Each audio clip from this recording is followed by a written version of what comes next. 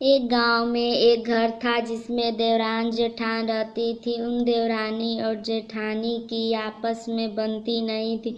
उनमें अक्सर तू मैं हुआ करती थी, जिसके बाद कुछ दिनों तक दोनों में अनबोल रहता और फिर धीरे धीरे सब ठीक हो जाया करता था। एक बार फिर किसी बात पर दोनों झगड़ पड़ी।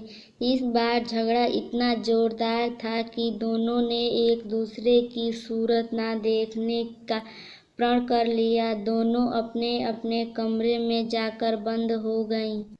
कुछ देर तक दोनों बड़बड़ाती हुई अपने अपने कमरों में बैठी रहीं, लेकिन फिर जाने क्या हुआ कि देवरानी ने अपने कमरे का दरवाजा खोल और बाहर निकल आई।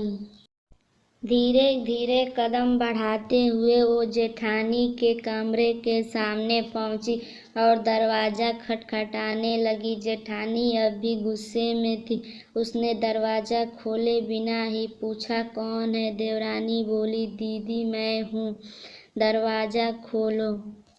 जेठानी भड़की, अब क्यों आई है मेरे पास? कभी मुंह ना दिखाने का प्रण लिया है ना, तो दूर रह, मेरे पास मत आ। देवरानी बोली, दीदी उस समय गुस्से में मैंने वह प्रण ले लिया था और सोचा था कि अब कभी न अपनी सूरत आपको दिखाऊंगी, न ही आपकी देखूंगी। लेकिन जब माँ की बात याद आई तो इरादा बदल लिया।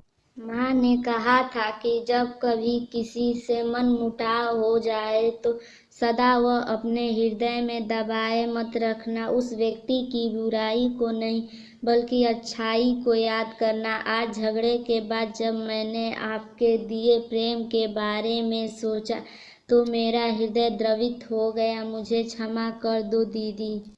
बाहर आओ, मैंने चाय बनाई है, आओ साथ में चाय पिएं। देवरानी की बात सुनकर जेठानी का हृदय पसीज गया। उसने तुरंत दरवाजा खोला और देवरानी के गले लग गई।